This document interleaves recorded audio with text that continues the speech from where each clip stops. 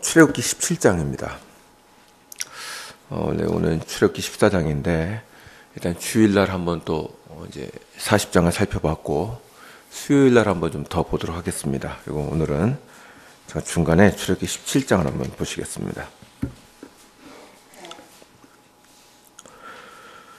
출애굽기 17장 8절부터 16절입니다.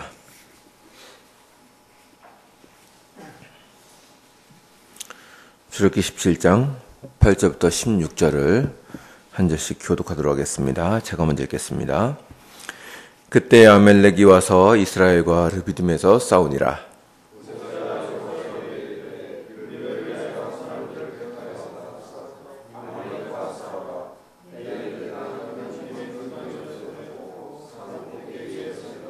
여호수아가 모세의 말대로 행하여 아말렉과 싸우고 모세와 아론과 훌은 산 꼭대기에 올라가서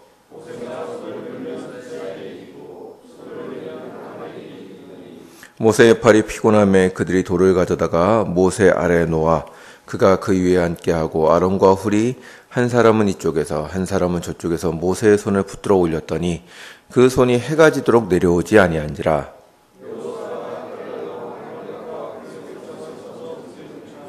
여호와께서 모세에게 이르시되 이것을 책에 기록하여 기념하게 하고 여호수아의 귀에 외어 들리라. 내가 아말렉을 없이하여 천하에서 기억도 못하게 하리라. 다 같이 읽겠습니다. 이르되 여호와께서 맹세하시기를 여호와가 아말렉과 더불어 대대로 싸우리라 하셨다 하였더라. 아멘. 오늘은 출애굽기에서 끝내기 전에 한 번 더 좀 나누고 여러분과 함께 살펴보고 싶은 얘기를 좀 해보려고 합니다. 이 본문은 여러분이 잘 아시는 바대로 아말렉과의 전투 장면입니다. 하나님은 이스라엘 백성들이 출애굽을 하여 광야를 지날 때 그 이스라엘 백성들에게 되도록이면 광야에 있는 민족들에게는 전쟁하지 말라고 하셨습니다. 일단 가나안에 들어가서는 전쟁을 하게 하셨지만 가나안에 들어가기 전까지 마주치는 광야 족속들과는 충돌을 피하게 하셨습니다. 이들과 싸우는 것 자체가 불필요한 일일 뿐만 아니라 하나님은 그들을 대하면서 이스라엘 백성들이 그들에게 피해를 주는 것 자체를 금지시키셨습니다. 혹 어떤 사람들은 이제 출애굽 이후에 이스라엘 백성들이 가나안 7족속과 이제 전쟁을 하는 것을 보면서 이스라엘 백성들이 상당히 잔인하다든가 아니면 하나님은 이렇게 군신, 그러니까 전쟁의 신처럼 이해하는 경우가 있는데 이것은 그 전쟁의 성격을 잘 몰라서 그렇습니다. 나중에 추가로 더 설명하겠지만 하나님은 꼭 필요한 전쟁 외에는 그 사이에 일어나는 전쟁에 대해서는 철저하게 금지시켰습니다. 그럼에도 불구하고 광야의 족속이 쳐들어올 때는 어쩔 수 없이 맞서 싸울 수밖에 없었습니다. 하나님은 이스라엘이 칼을 들고 맞게 하셨습니다. 이게 바로 오늘 여러분과 제가 읽은 아말렉과의 전투 사건입니다. 광야에 있던 아말렉이라는 족속이 이스라엘 향하여 싸움을 걸었고 그것을 물리쳤다 하는 것이 오늘 본문의 내용입니다. 이 사건은 여러분이 이미 한번 보신 바와 같이 아말렉이 쳐들어오니 모세는 여호수아에게 백성을 택해서 나가서 싸우게 합니다. 그리고 여호수아에게 말하기를 내가 내일 전쟁이 내려다 보이는 산에 올라가서 전장을 보면서 하나님께 기도를 하겠다고 합니다. 다음 날 실제로 전투가 일어났습니다.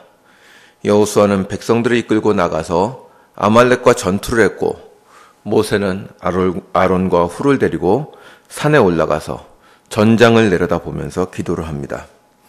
그리고 팔을 높이 들고 기도를 하면 이스라엘이 이기고 팔이 내려가면 아말렉이 승기를 잡습니다. 그런데 이 전쟁이 1시간, 2시간에 끝나는 것도 아니고 어떻게 80이 넘은 노인이 하루 종일 팔을 들고 서 있을 수 있겠습니까? 팔이 자꾸 내려옵니다.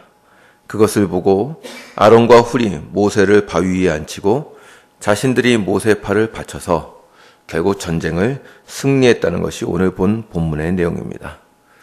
근데 이제 이런 사건을 이렇게 읽다 보면 이제 제가 드는 생각은 왜 하나님은 이렇게 구차스러운 방법을 쓰시는가 하는 겁니다.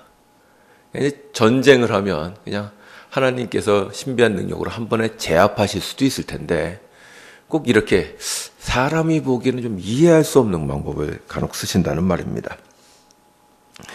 이 다음에 하나님께서 또 이런 방법을 쓰신 적이 있는가 할 때는 그렇지 않습니다. 오직 출애굽기에 딱 한 번 기록된 방법입니다.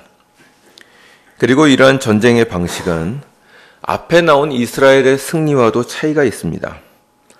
이 앞의 내용은 여러분이 잘 아시는 하나님이 홍해를 가르신 사건입니다.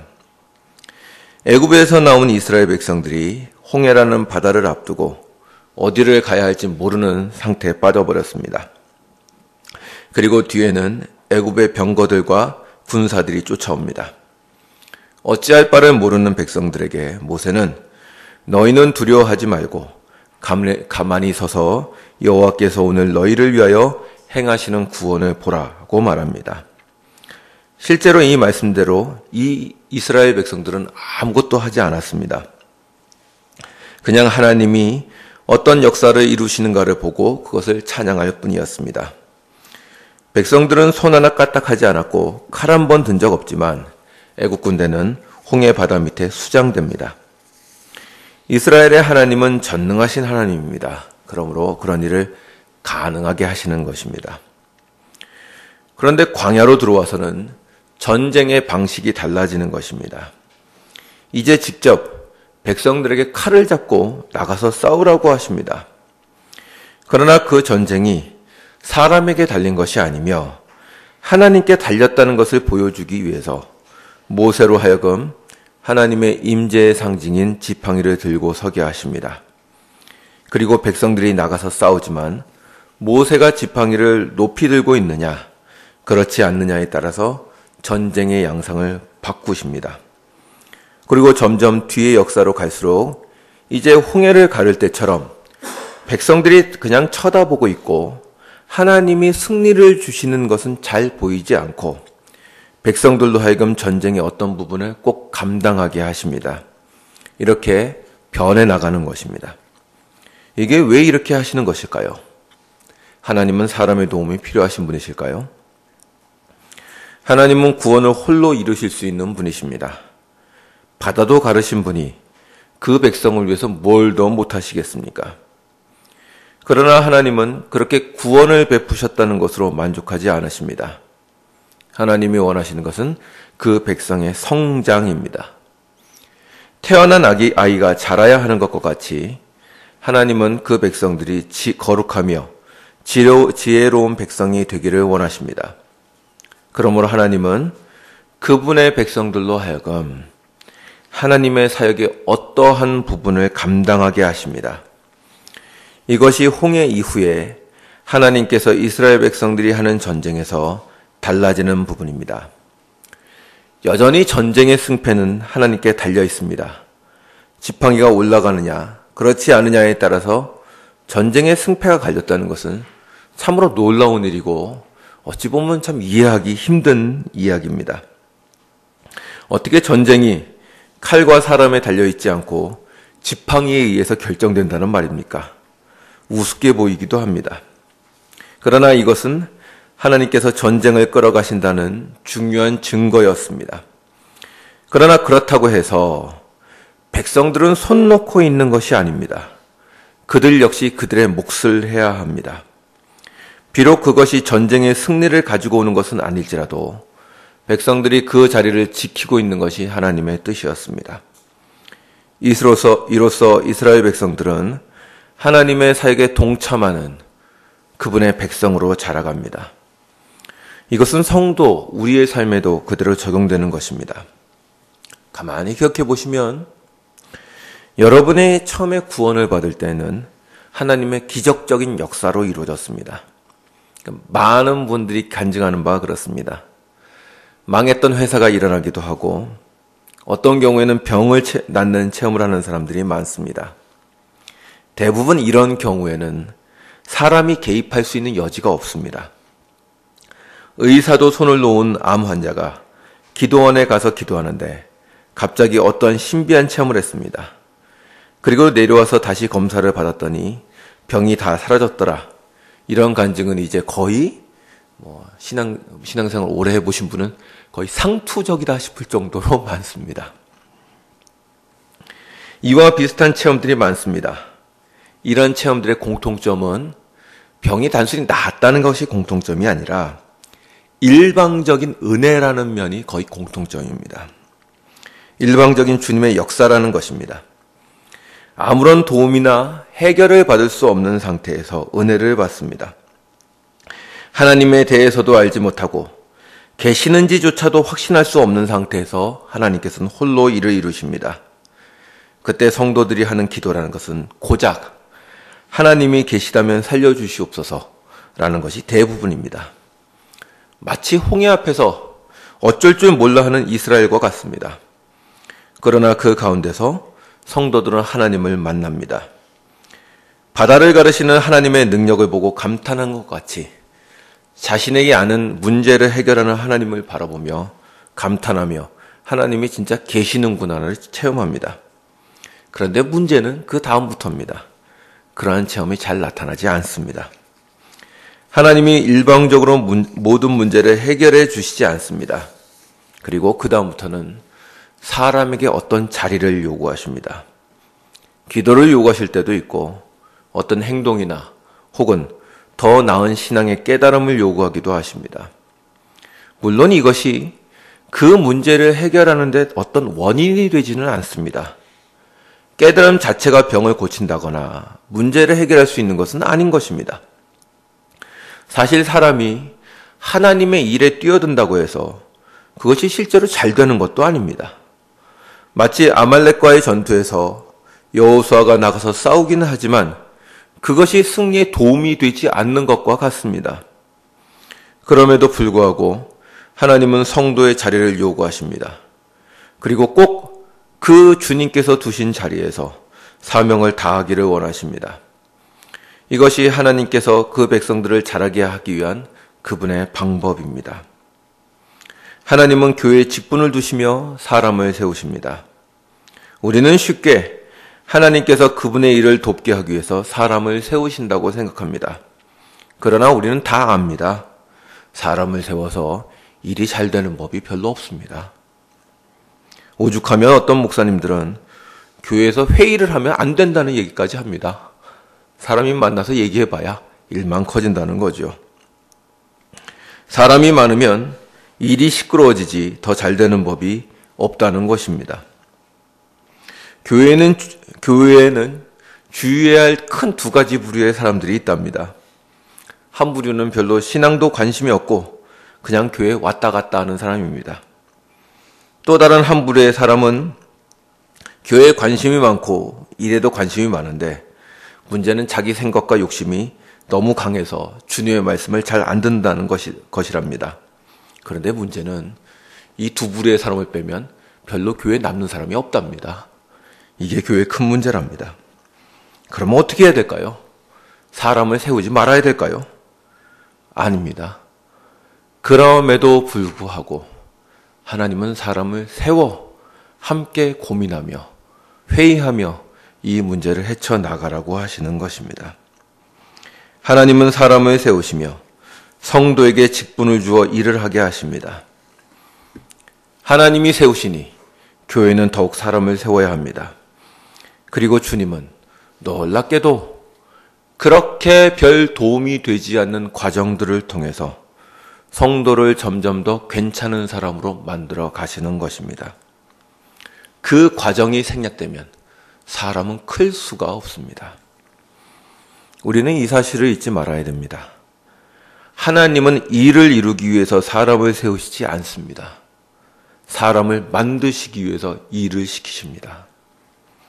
한국교회가 착각하는 것이 이것입니다. 결국 교회가 추구해야 할 바가 무엇입니까?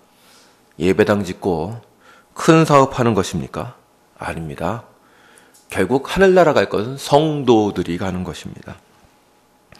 그 훌륭한 성도를 만들고자 일도 하고 사업도 하는 것입니다. 하나님의 백성을 길러내기 위해서 광야에서 만나도 주시고 매출하기도 주시고 전쟁도 하게 하시고 배고픔도 겪게 하시는 것입니다. 이걸 뒤집으면 안 됩니다. 이렇게 교회를 왔다 갔다 하다 보니까 광고가 붙었습니다. 전국 남전도에 족구 대회가 있답니다. 이제 뭐 족구를 좋아하는 분들과 관심 있는 분들이 모여서 족구를 연습하겠죠. 그러나 족구 대회에 나가서 1등 하는 게 중요한 게 아닙니다. 그 대회를 준비하면서 교회 성도들이 서로를 알아가고 교제하고 화목한 것이 중요한 것입니다. 성도를 키우기 위해서 이 모든 일이 존재합니다. 그 준비 가운데서 얼마나 성령의 열매를 맺으며 사람이 크느냐가 중요한 것이지 그 일의 결과는 별로 중요하지 않습니다. 하나님은 우리를 그렇게 키우십니다. 자리를 주시고 직분을 주시고 성령을 보내어 거추장스러운 사람들이 함께 길을 걷게 하십니다. 이 불편하고 비효율적인 과정을 하나님이 직접 참으시며 이루시는 것입니다. 이 지지부진하고 불편한 과정을 직접 행하시며 교회를 이끌어 가십니다. 그렇습니다. 우리 모두 그렇게 하나님의 일에 참여합니다. 부패하고 부족한 우리가 무슨 하나님께 도움이 되겠습니까? 그러나 하나님은 그렇게 우리를 부르셔서 성도를 키우십니다. 하나님으로부터 어떻게든 직분을 받으셨습니까? 혹은 교회에서 세우심을 받으셨습니까? 복된 자리에 오셨습니다. 축하합니다.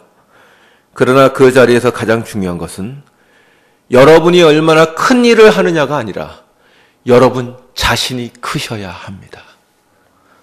마치 어린 목사를 세워 그와 함께 하다 보면 그가 장성하고 원숙한 목사가 돼가는 것처럼 여러분들이 그 직분에 합당한 사람으로 크셔야 하고 좋은 성도로 자라셔야 합니다. 옆에 사람 키우려고 하지 마시고 여러분 자신이 크십시오. 그게 제일 중요합니다. 그러면 교회가 함께 커가는 것입니다. 성도 여러분 한 분 한 분이 교회 안에서 하나님의 귀한 사역에 동참하며 그로 말미암아 그리스도의 충만함에 이르시기를 원합니다. 그렇게 여러분들이 크실 때 교회 전체가 여러분들을 통해서 유익을 얻게 되실 것입니다. 기도하겠습니다.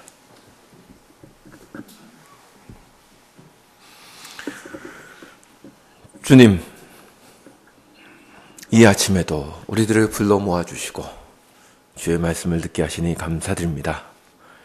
주님, 우리가 무엇이간데 주의 크신 일에 함께 동참하게 하시며 불편한 우리를 끌고 주의 사역을 이루십니까? 참으로 말로 다 할 수 없는 주의 은혜인 줄 믿습니다.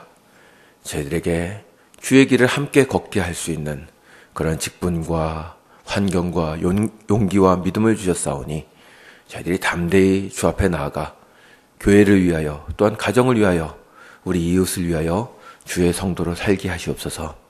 그리고 그 모든 과정 속에서 바라옵건대 먼저 그 일을 행하는 우리 자신이 주 앞에서 성장하게 하시옵소서. 오늘 하루도 주께서 함께 하실 줄 믿사오며 예수님의 이름으로 기도리옵나이다. 아멘.